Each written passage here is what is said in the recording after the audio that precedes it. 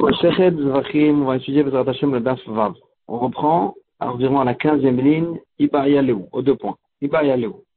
La Gemara a un safek au sujet d'une personne qui a ramené un korban et que la shrita qui a été faite sur le korban, c'était une personne qui avait une obligation d'amener un korban à cause d'une faute qu'il a fait.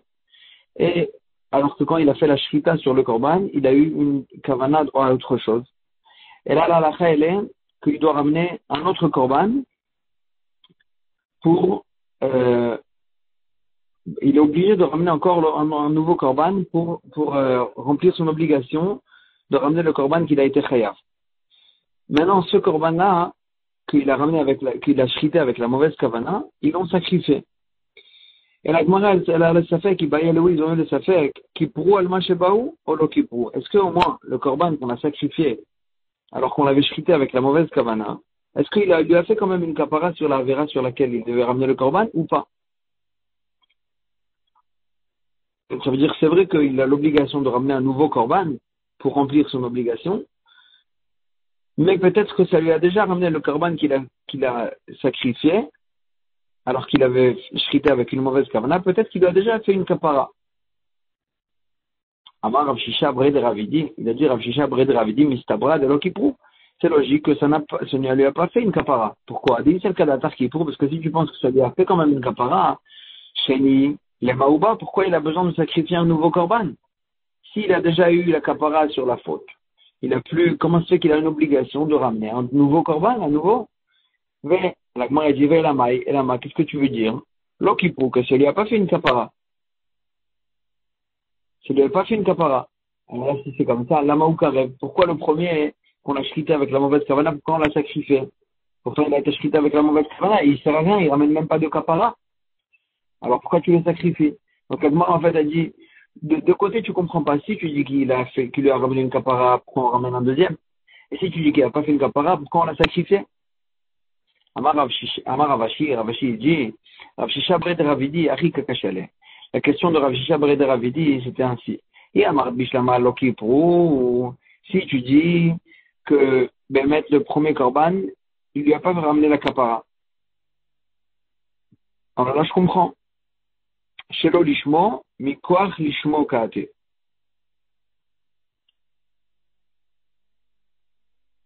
Je comprends, hein, que il n'a pas fait le premier la kapara, et quand même on l'a sacrifié. Pourquoi? Parce que au départ, il a été désigné à être un korban. Et c'est vrai que on l'a shrité avec la mauvaise kavana, hein, mais puisqu'il a été destiné au départ en tant que korban, c'est pour ça qu'on le sacrifie sur le mizbeach, mais il n'a pas ramené de kapara, c'est pour ça qu'il faut ramener un deuxième. Mais Sheni le Maou, le deuxième il vient pour ramener la kapara, et là il y a un manque qui prouve. Mais si tu dis que le premier déjà il lui a fait la kapara, Sheni le Maouba, pourquoi le deuxième tu le ramènes? Et donc il prouve d'ici Rav Shisha Bred Ravidi que tu es obligé de dire que c'est le premier il n'a pas ramené de kapara, et le deuxième tu le ramènes pour ramener la kapara. Et le premier tu le sacrifies quand même, bien qu'il ne sert à rien. Parce qu'il a été destiné en tant que korban, il a été désigné, il a été prélevé pour être un korban, et donc à cause de cette gdusha-là, il faut le sacrifier sur le mizbeach. Mais il ramène pas de kapara, et le deuxième, il est là pour ramener la kapara. Donc il a été, Rav Shisha Bred Ravidi, il a résolu le safek, que le premier il fait même pas de kapara, c'est le deuxième qui fait la kapara, et quand même le premier, il faut le sacrifier. Il va y aller où? Un nouveau safek. On avait vu dans la Mishnah que le korban Ola, il fait une kapara sur les mitzvot assez, c'est les mitzvot positives qu'on n'a pas accomplies. La Gemara, elle a un safek. A essayé de la afrasha mechapra ou lo mechapra. Est-ce que le korban là, il pardonne sur un assez qui n'a pas été accompli après d'avoir déjà prélevé le korban? C'est-à-dire, généralement le assez, le korban, il ramène une kapara sur ce qui a été transgressé ou ce qui n'a pas été accompli avant d'avoir prélevé le korban. Maintenant, est-ce que les fautes qu'il a causées, les mitzvot qu'il n'a pas accomplis, après avoir prélevé le korban, est-ce que le korban, il les couvre aussi? Mechapra ou le mechapra? C'est quoi la base du safek? Mi amrinan, est-ce qu'on dit, midé d'ava khatat, qu'il faut le ressembler au korban khatat? Ma khatat, de kodem afrashaïn, de la afrashalo, de la même manière que le korban khatat, il rend il couvre, il le pardonne sur les fautes qui ont été faites avant d'avoir prélevé le korban, de l'achar shalom, mais ce qui a été, les fautes qui ont été commises après avoir déjà désigné le korban, le khatat, il ne couvre pas ces fautes-là. Il faut ramener un nouveau korban pour ces fautes-là. Afachanami, ici aussi, tu vas dire la même chose, de kodem afrashaïn, de l'achar shalom, que le korban, là, il couvre que les mitzvot, c'est les mitzvot positives qui n'ont pas été accomplies avant la afrasha, mais pas après. Odilma, ou bien peut-être non, l'odamia le khatat. Ça ne ressemble pas au korban khatat. Des khatat, parce que le khatat, pourquoi il ne couvre pas les fautes qui ont été faites après la afrasha? Parce que le khatat, le kol chet vechet, il a tué khada khatat. Sur chaque faute, il faut ramener un nouveau korban khatat. Le korban khatat, il ne couvre pas plusieurs fautes. Et donc, alors que ici,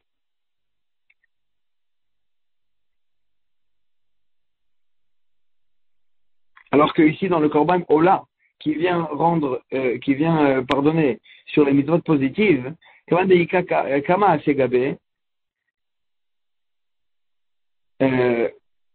mechapra. Tu vois bien qu'il est mechaper même, le korban ola, il pardonne même sur une personne qui a plusieurs assez qui n'a pas accompli. Et donc si c'est comme ça, peut-être qu'à essayer de la frachanami mechapra, que même si c'est comme ça, peut-être que même le korban ola, il va couvrir même un assez qui n'a pas été accompli après avoir déjà prélevé le korban. Donc c'est différent du korban khatat, que le khatat il vient sur une seule avéra. C'est pour ça qu'il ne couvre pas aucune autre avéra. Mais le korban ola que généralement il couvre plusieurs assez qui n'ont pas été accomplis.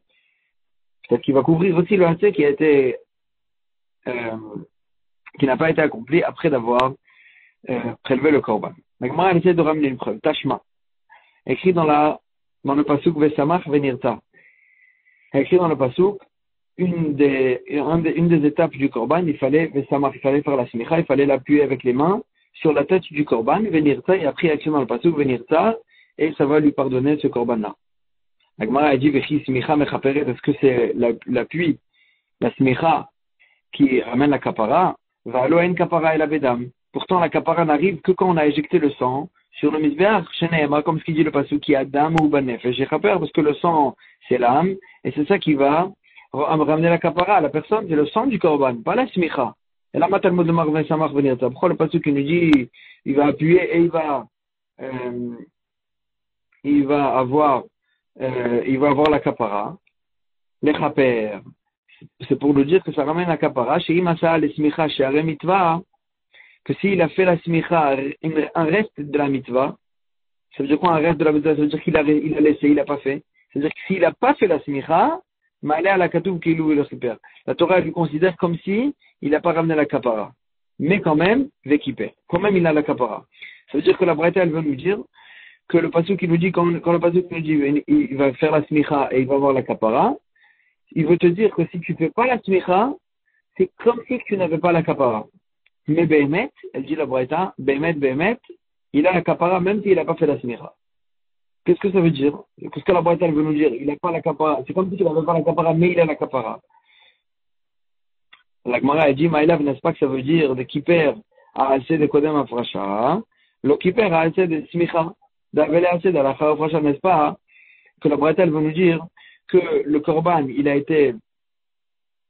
a pardonné sur les fautes qu'il a commises, que la personne a commises avant d'avoir prélevé, mais à la faute qu'il a faite de ne pas avoir fait la smicha, que c'est une faute qui a été faite après avoir prélevé le korban. Cette faute-là n'a pas été pardonnée. Et donc, c'est pour ça que la Braïta nous dit, l'eau qui perd, il n'a pas de kapara sur le fait qu'il n'a pas fait la smicha, mais quand même, le korban il marche, et le korban il ramène une kapara sur la faute sur laquelle il a été ramené, sur la faute qu'il a faite avant la fracha. Et donc tu verrais d'ici que on pourrait prouver d'ici que le korban là ne couvre les fautes que les fautes qui ont été faites avant la fracha. Mais le fait qu'il n'a pas accompli la mitzvah de faire la smicha, c'est à quel moment qu'il ne l'a pas accompli? C'est après la fracha. Cette faute-là n'a pas été couverte. Et donc on a résolu le safek. Amarava, Rava dit non. Et c'est des smicha kamrat. Si tu veux me prouver du fait qu'il n'a pas accompli le assez de faire la smicha, shane atam, c'est différent. Des kol kama de lo shachit. Bah, moi, tout ce morché, tant qu'il n'a pas fait la shchita, il peut encore faire la smicha. Et matka avait assez. Quand est-ce qu'il transgresse le assez du fait qu'il n'a pas fait la smicha? La shchita. C'est qu'après qu'il a fait la shchita, qu'à ce moment-là, il a plus la possibilité de faire la smicha. Et donc, c'est qu'à ce moment-là qu'il transgresse et qu'il n'a pas accompli vraiment le assez de la smicha. Et donc, qu'est-ce que tu veux que la shrita, que le korban, il recouvre même cette mitzvah qui n'a pas été accomplie? Cette mitzvah, elle a été transgressée qu'après la shrita. La shrita, après la shrita, c'est sûr que le korban ne couvre pas. C'est-à-dire que le korban, on a la safek, est-ce que le korban, la shrita, elle couvre les fautes qui ont été faites après avoir prélevé, mais avant la shkita. Mais les fautes qui ont été faites après la shkita, c'est sûr que le korban ne le couvre pas. Et le fait qu'il n'ait pas accompli la mitzvah c'est de faire la smicha, c'est quand qu'il n'a pas accompli, c'est à quel moment qu'il a transgressé cette mitzvah c'est qu'après avoir fait la shkita, parce que tant qu'il n'avait pas fait la shkita, il aurait pu encore faire la smicha. Et donc c'est qu'après la shkita qu'il a plus la possibilité d'accomplir cette assez, c'est qu'à ce moment-là qu'il a transgressé. Et donc, puisque c'est après la shrita, c'est évident que le korban ne le couvre pas. Et donc c'est pour ça qu'il doit ramener un nouveau korban sur le fait qu'il n'a pas fait la smicha, mais le korban il est quand même caché sur les avérotes sur lesquelles il l'a ramené. Amar le Ravuna bar Yehuda le Rava. Ravuna bar Yehuda, il a proposé à Rava un autre pshat sur la braïta qui nous dit que s'il n'a pas fait la smicha, c'est comme s'il n'avait pas eu la kapara, mais il a quand même la kapara. Qu'est-ce que ça veut dire? Et moi, peut-être, disons, qui paye le gavra, que la personne qui devait ramener le korban, il a eu la kapara, le korban il a marché même si la smicha n'a pas été faite. Mais l'eau qui perd, kameshmaya. Mais il n'a pas eu la kapara, ça veut dire quoi qu'il n'a pas eu la kapara? C'est pas que le korban il n'a pas marché, c'est entre lui et Akadosh Baruch Hu, il n'a pas fait la mitzvah comme il fallait. Mais le korban a fonctionné, il a eu le kapara, il n'a pas besoin de ramener un autre korban. Mais il n'a pas fait la mitzvah comme il le fallait. C'est ça qu'on veut dire que l'eau qui perd.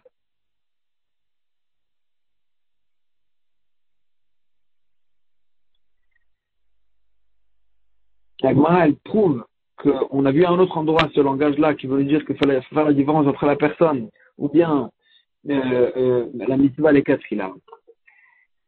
Midotna, n'est-ce pas qu'on a vu ça dans une Mishnah au sujet du Metzora, du lépreux, qu'il se purifiait. Et on avait vu, il fallait lui verser là-bas de l'huile. Et il y a écrit là-bas, va notar bachemen le reste de l'huile, Asher al-Kaf qui était dans la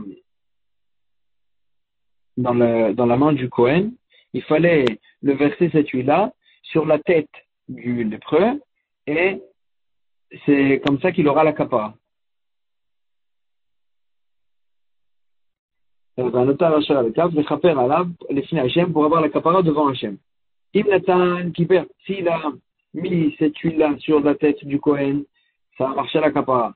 Et il a la kapara le lépreux. Veim lo Natan, donc il perd, d'ivrer avec Ivan. Mais s'il n'a pas mis le reste de l'huile sur la tête du Kohen, il n'a pas la kapara, ça c'est la vie de Rabbi Akiva. Rabbi Yochanan ben Nouri Omer, Shiare mitzvah en.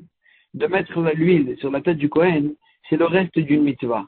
C'est-à-dire c'est quelque chose qu'on peut ne pas le faire. Ben Nitan, Ben Shelonitan, qui perd, même s'il a mis, ou qu'il est versé, ou qu'il n'est pas versé, il a la kapara, il est purifié. Ou Ma'alin alav, qu'il est qui perd. Mais s'il n'a pas fait, on le considère comme s'il n'a pas eu la kapara. Qu'est-ce que ça veut dire, il a la kapara? Il est purifié, mais on le considère comme s'il n'est pas purifié. Maïke, il est qui perd. Qu'est-ce que ça veut dire ça? Il est mort, si tu dis des Muba, il est là, Butouye, Korban Achina, qui doit ramener un nouveau korban pour se purifier et.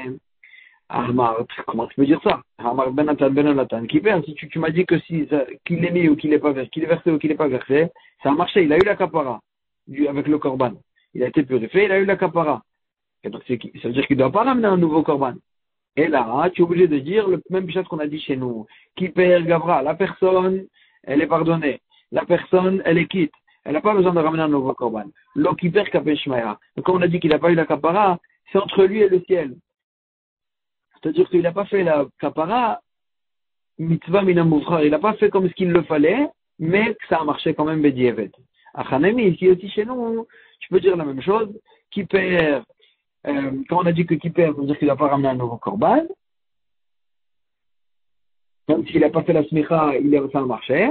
Mais quand on a dit que qu'il le perd, ça veut dire qu'il n'a pas fait la mitzvah bien comme il le fallait, mais ça a marché. Bediavad aussi, ça a marché. Et donc, il veut prouver d'ici que c'est ça le pshat. Donc, Mara, elle repousse, elle dit, là-bas aussi, tu peux expliquer autrement. Attends, mon ami, qui perd, matan beonot, l'autre qui perd, matan roche. Là-bas, il fallait verser l'huile à deux endroits, sur les pouces et sur la tête. Et là, tu peux dire que, donc, quand il n'a pas versé sur la tête, quand on a dit qu'il a eu la capara, mais il n'a pas eu la capara, ça veut dire que qui perd, matan beonot, ce qu'il a mis sur les pouces, ça a marché. Il a eu la capara, il est quitte de cette partie-là de la mitzvah. L'homme qui perd maintenant Tarosh, maintenant qu'il n'a pas versé sur la tête, il n'a pas eu la capara de cette partie-là de la mitzvah, et il doit prélever une nouvelle quantité d'huile pour la verser sur la tête. Et donc, sur cette partie-là, il est quitte, sur cette partie-là, il n'est pas quitte, mais pas que c'est un lien de l'Ekatrila et de Bediavad. Et donc, on a repoussé la preuve de là-bas. La Gemara, elle retourne sur le Safek qu'on avait, tout au départ. Donc, le Safek, il était, est-ce que le Korban Ola, il peut couvrir même les avérotes qui ont été causées après l'avoir prélevé, après l'avoir désigné, ou non? Il ne couvre que les avérotes qui ont été causées avant l'avoir désigné. Agmara dit Tashma. Bien, écoute une preuve. Rabbi Shimon Omer, Rabbi Shimon dit, Kif Ateret le Maim Baim. Le mouton qu'on ramenait à Tseret, au Chag de Atzeret, les Maim Baim, pourquoi on le ramenait? Pour faire une kapara sur quoi? Agmara, elle s'étonne, elle dit qu'il fait Atzeret, les moutons de Atzeret. Shlamim Linus, un korban Shlamim, il vient pas sur une faute bichlal. Il vient pour le Chag. Et là, Agmara, elle corrige. C'est iré Atzeret le Maimbaim. Les boucs de Atzeret, pourquoi on les ramène? Pour la kapara de quoi? C'est pas un korban Shlamim. C'est un korban Khatat. Et donc, sur quelle faute il vient pardonner ce korban? Ces deux korban, ces deux boucs de Atzeret. Les Maimbaim, pourquoi ils viennent? Al Tumat Mikdash Vekodashav. Sur la Touma, qu'une personne, elle est rentrée tamée au Beth Amikdash, ou bien qu'elle a mangé les korbanot en étant tamée. C'est ça que ça vient pardonner. Nizrak Damosh El Rishon Sheni Lema Karev. La Gemara, elle s'étonne, elle dit, la Braïta, elle s'étonne. Et elle dit, attends, on a ramené deux des boucs. Donc dès qu'on a fait la Zrikat Adam, dès qu'on a éjecté le sang du premier, ça y est, on a eu la kapara.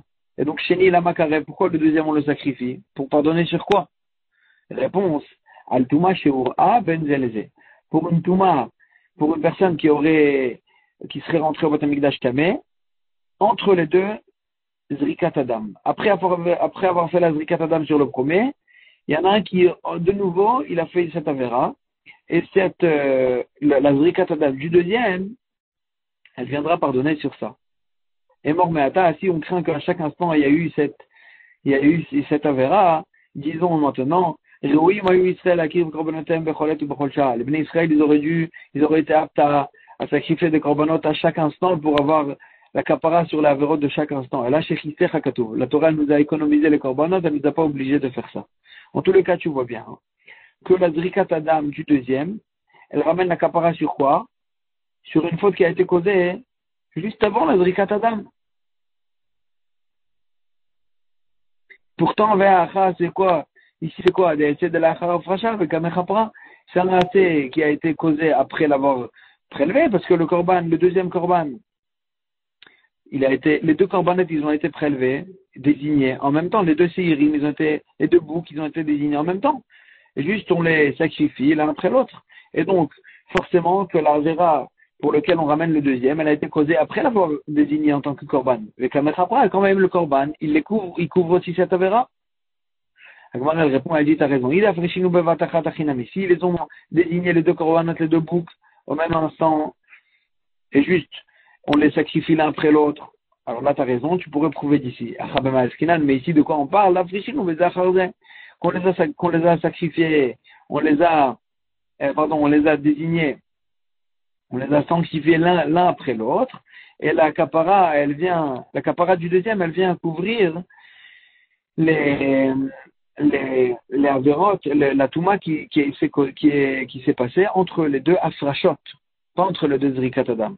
Après avoir prélevé le premier, il y a une touma qui s'est passée, et le prélèvement du deuxième, elle va couvrir aussi, c'est la Gemara, elle dit, mais attends, ça veut dire qu'en fait, tu me dis que le pasouk, velikou, velemale, lekra, et maintenant tu te lèves et tu me dis que le pasouk qui nous dit de ramener deux boucs, des chiktiva, baiser acharze, que la Torah nous parle que d'un cas, ou que d'un cas qu'il fallait prélever les deux corbanotes l'un après l'autre, c'est pas explicite dans le pasouk, c'est un chidouche. De dire que le pasouk qui nous parle on ramène le deuxième bouc que si on les a prélevés, que si on l'a prélevé après le premier. Ça n'a pas été dit dans le pasouk. Rav Papa, il dit, effectivement, il n'y a pas besoin de faire la fracha des deux à la même seconde. Même s'il a fait des deux à l'un après l'autre. Même s'il a fait la fracha des deux en même temps, c'est comme si qu'il avait fait l'un après l'autre. Pourquoi? Korbanot Tibour Kamrat. Tu me parles des korbanot qui appartiennent à tout le Tibour, à tout le clan d'Israël. C'est les boucs qui étaient ramenés pendant la Teret. C'est le korban qui a été fait pour couvrir tout le clan d'Israël. Et donc, Shahane Korbanot Tibour. Le Korbanot Tibour, c'est différent d'Elev Betin Kamatne Alem. C'est le cœur du Betin qui est responsable du tout le clan d'Israël, qui fait une condition sur eux, et le Betin, en fait, il a la kavana, que les boucs en question, même si on leur a fait la fracha l'un après l'autre, le deuxième ne sera korban que juste avant la shrita. Et donc c'est vrai on leur a fait la fracha ensemble, mais quand même la fracha elle ne fait que juste avant la shrita. Et donc la fracha du deuxième, elle est après tout le temps, après le premier, pas en même temps, parce que c'est vrai que si on les a désignés en même temps, même si on les a désignés en même temps, le Bedin il fait une condition que ça ne fera effet cette fracha qu'après. Et donc le Bedin il a séparé les deux afrachot, et donc il y a forcément un laps de temps entre la fracha du premier et la fracha du deuxième. Et donc, le deuxième, il vient couvrir les avérotes qui ont été causées entre les deux afrachot. Ce qui était Rabuda Marshmuel, comme ce qu'il a dit Rabuda non de Shmuel, Dam Rabuda Marshmuel, Korbanat Tibour, les Korbanat Tibour, Sakin Moshartan, les Machehen. Le couteau de la shrita, c'est lui qui les tire à leur destination. C'est-à-dire que quoi? C'est-à-dire que même un korban qui a été destiné, par exemple un korban Ola, qui a été destiné pour le korban Tamid, pour l'utiliser pour le korban quotidien, et en fin de compte on n'a pas eu besoin, on peut l'utiliser en tant que Ola de Nedava, de don.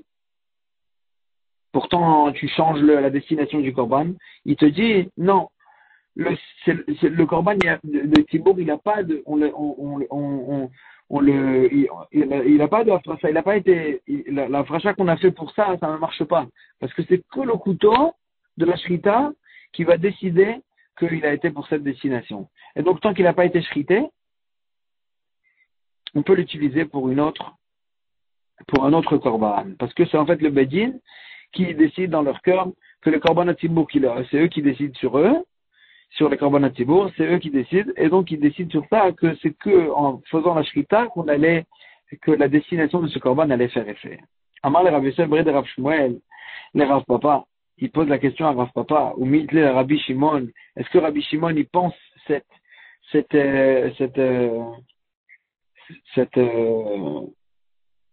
chose-là de Lev Bedin Matne Aleem, que le cœur du Bedin il fait un tnaï dessus, Rabbi Shimon il tient pas à cette idée-là. Pour que tu me dises que Rabbi Shimon, quand il a dit qu'il faut ramener les deux boucs, c'était parce qu'en fait le Bedin il séparait les deux afrachot. Donc tu sais que Rabbi Shimon il tient pas ça. Amar Ravidi Baravid, il a dit Ravadi Baravin Amar Avram au nom de Rav Amram. Amar Rav Yitzchak, Amar Rabbi Yochanan au nom de Rav Yitzchak au nom de Rabbi Yochanan. Tmidim shelo utrachu la Tibour. Si un korban tamid qu'on n'a pas eu besoin en fin de compte pour le Tibour, est-ce qu'on peut le racheter? C'est quoi la base de la question? Quelle est la kedusha qu'il a pris ce korban tamid qui a été destiné en tant que korban tamid? Est-ce qu'il a une kedusha de gouf, du cœur, du corps mamash, il est devenu kadosh, et donc tu ne peux plus le racheter, tant qu'il n'a pas de défaut, ou bien il est kadosh en tant que valeur, et donc là tu peux le racheter, tu peux racheter cette valeur pour le prendre en tant qu'autre korban. Et là il te dit, Machloket. Les livrés Rabbi Shimon, d'après Rabbi Shimon, tant qu'il est tamim, tant qu'il n'a pas de défaut, tu ne peux pas le racheter, parce qu'il a une véritable kedusha tagouf. Pas en tant que valeur, en tant que kedusha elle-même, qui fait effet sur le corps de ce korban.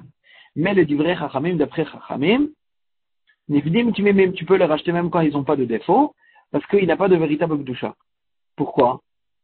Parce que d'après Rabbi Shimon, c'est vrai qu'on l'a destiné pour le korban tamid, parce que dès qu'on l'a destiné, pour le korban tamid, il a pris une véritable kedusha tagouf et tu peux plus le changer. Alors que d'après Chachamim, non, le Beddin, il fait un tnaï dessus, que tant qu'on l'a pas shrité pour le korban tamid, il n'est pas destiné qu'au korban tamid. Et donc, il est kadosh que pour sa valeur et tu peux le changer. Donc, tu vois bien que Rabbi Shimon, il tient pas que le Beddin, il change la destination du korban et qu'il pense que tant qu'il n'a pas été shrité, il n'y a pas de kedusha tagouf. Donc, tu vois que Rabbi Shimon, il n'est pas d'accord avec toi. Comment tu peux m'expliquer le Rabbi Shimon de chez nous comme ça? Veod. Et encore une question sur cette idée-là. Rabbi Meir il a posé la question à Rabbi Zera. C'est Ateret Shekibel Daman Beshne Kosot. Les boucs en question de Ateret. Shekibel Daman Beshne Kosot. Qu'on a récepté leur sang dans 2 ustensiles. Venizrak Damosh El Rishon. Et que on a donc à la même seconde, on a fait la Kabbalat Adam, on a récepté le sang des 2 korbanot. Venizrak Damosh El Rishon. Et on a éjecté le sang du premier. Sheni le Maouba. Pourquoi le deuxième, on a besoin de lui faire Zrikat Adam? Pourtant, la Zrikat Adam du premier, elle a été faite. Elle vient d'être faite. Pourquoi j'ai besoin de faire la Zrikat Adam du deuxième? Pour couvrir Kalavera. Al-Tuma Sheora ben Zrika Shel Ze le Ze. Il répond pour la Touma qui se serait passée si quelqu'un est rentré tamé au Beth Amikdash entre la Zrika du premier et la Zrika du deuxième. Et donc la Gemara elle analyse la question qu'il a eue. Atkan lo mibaele et la assez de la Shrita. Tout ce qu'on a eu le safek de Rabbi Meir, c'est un assez qui a été causé après la Shrita. Là, il a eu un safek. Est-ce que quand même la Zrikat Adam du deuxième, elle marche? Aval ASC de la Achar Afrasha, l'Okamibaele. Mais un assez qui a été commis après la Afrasha, c'est sûr pour lui que le Korban, il va le recouvrir. Si Rabbi Meir, il a eu un safek sur la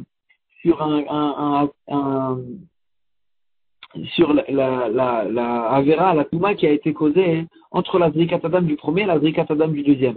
Ça veut dire que pour lui, le fait que ça a été une Avera qui a été causée après la Afrasha, c'est évident que ça recouvre cette Avera. Mais il pose la question, est-ce qu'une Avera qui a été faite après la Shkita et avant la Zrikat Adam, est-ce que cette Avera aussi elle est couverte? Mais pour lui, ce qui a été fait après la Afrasha, c'est évident que ça couvre. Donc comme ça, la Gemara, elle veut prouver que même une Touma qui s'est passée après la Afrasha, même une Avera qui s'est passée après la Afrasha, quand même elle est couverte par le Korban. La Gemara, elle repousse cette preuve-là et elle dit non. Dilma imtim tselomar kamar. Peut-être que quand il a eu le Safek Rabbi Meir sur la Avera qui a été faite entre la Zrikat Adam du premier et la Zrikat Adam du deuxième, c'est pas pour nous dire que ce qui a été fait avant la Afrasha, après la Afrasha, c'est sûr qu'il est couvert. Peut-être qu'il a le Safek, il est dans la façon de parler de Imtim Tselomar. Mais moi je suis en Safek même sur est-ce que le Korban y recouvre qui a été une avera faite après la Afrasha. Mais Imtim Tselomar, si tu veux me dire que ça couvre même ce qui a été fait après la Afrasha, est-ce que ça va couvrir aussi ce qui a été fait après la Shrita, entre la Zrikat Adam du premier et la Zrikat Adam du deuxième? Et donc, c'est pas qu'il était sûr sur après la Afrasha que ça couvre, mais il te dit, si tu veux me dire que ça couvre même ce qui a été fait après la Afrasha, est-ce que ça va couvrir aussi la Avera causée après la Shrita ou pas? Donc, la Gemara, elle a repoussé cette dernière preuve. Et